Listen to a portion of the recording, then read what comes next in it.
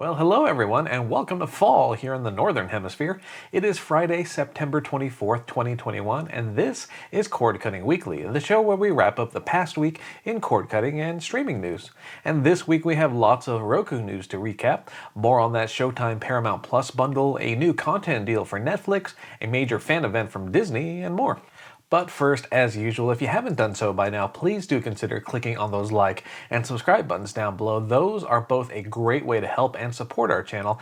They enable us to produce more videos for the future, and we certainly appreciate it. And as a reminder, for all the stories we're about to discuss, you'll find links to those stories down below in the video description, and those links will take you on over to our news website, cordcuttersnews.com. And so without further ado, let's talk about some news, starting with Roku's fall updates. Yes, in case you missed our earlier than normal video this week, Roku has indeed shared its plans for the fall of 2021. And those plans include updates to its core operating system and some new hardware as well. On the software side of things, Roku OS X is getting an upgrade, bringing it to OS 10.5 and adding in more robust voice support. You'll be able to use your voice in more apps and in more circumstances, including logging in by saying your email address, username, and more in supported apps. There's also added audio features, including search results for music and podcasts. If you're a private listening fan, you might be glad to hear Roku's made some interesting improvements on that front as well, including auto-adjusting depending on what headphones you're using, and the ability to fine-tune any audio-visual lag using your smartphone. Meanwhile, the company's added more flexibility with its audio gear, like supporting the addition of its wireless speakers as front, left, and right channels for 3.1 and 5.1 surround sound. And you can check out our full post on the software side of things in the link included down below in the video description. On the hardware front, Roku announced an update to its popular streaming stick line.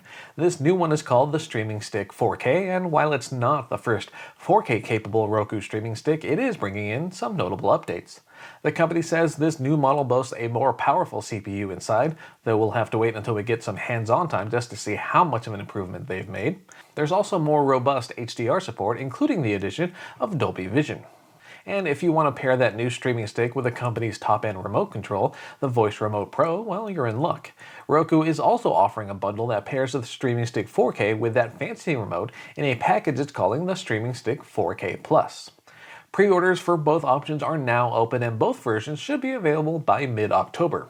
The standard Streaming Stick 4K runs for $49.99, while the Streaming Stick 4K Plus with the Voice Remote Pro comes in at $69.99. And again, we'll have a link to our full post link down below in the video description, and be sure to check out our earlier video on all of Roku's announcements. And if you haven't done so just yet, be sure to sound off in the comment section about your thoughts on Roku's big fall plans. See anything you like? You know where to let us know. Next up, just a reminder, this week also saw the release of the latest version of Apple TV's operating system. It's called tvOS 15, and like its software stablemates, including iOS 15 and iPadOS 15, this latest update was made available on Monday, September 20th. So if you're the owner of an Apple TV HD or the first or second generation Apple TV 4K, and you haven't made the move yet, you have some new software waiting for you. Among the changes are an improved Apple TV app with new recommendation sections and a revamped video player interface. You also gain the option of adding HomePod mini speakers as TV speakers. One feature that did not make it for this first release was SharePlay, the watch party style feature coming to several Apple devices, including the Apple TV. SharePlay was pulled from recent pre-release betas as the company said it needed more development time, but we've since seen it pop up in tvOS 15.1 betas, so it could be joining the party soon. In any case, if you've updated your Apple TV this week, let us know what you think of the tweaks and changes so far in the comment section down below. Moving on, this week we also learned that Disney is planning to celebrate the second birthday of its streaming service with a special event in November. It's going to be called Disney Plus Day, and it's set for Friday, November 12th. The company says we can expect several premieres and sneak peeks at new content. We've got a list of expected highlights in our full post linked down below, but some of the notable bullet points include the streaming premiere of Shang-Chi and the Legend of the Ten Rings, and the availability of Jungle Cruise to all subscribers following its earlier run on Premier Access. And November should be a busy month for the streaming service. On that same day, November 12th, Disney Plus is set to launch in South Korea and Taiwan, followed by Hong Kong on November 16th. And again, you can find more details in the post link down below in the video description. Next up, we have an update on that Paramount Plus Showtime bundle we reported on last week. So last Friday, we told you how execs from Viacom CBS said we could expect a bundle offer pairing the two paid streaming services later in the month. Well, apparently that meant this week because the bundle is officially available. Of course, you can check out the full details in our post, but to sum up, there are two pricing tiers available from the start. There's a $9.99 per month plan that includes Showtime and the Paramount Plus Essential tier, and then there's the $12.99 plan that offers Showtime and the Premium tier of Paramount Plus. Now, that Essential plan includes a wide range of ad-supported on-demand content, as well as access to NFL games on CBS. Meanwhile, the higher-end Premium plan offers ad-free on-demand content, mobile downloads, access to your local CBS affiliate, and more. And if either of those bundle plans is of interest to you, especially with, say, the continuation of Dexter on the horizon, feel free to let us know in the comment section down below.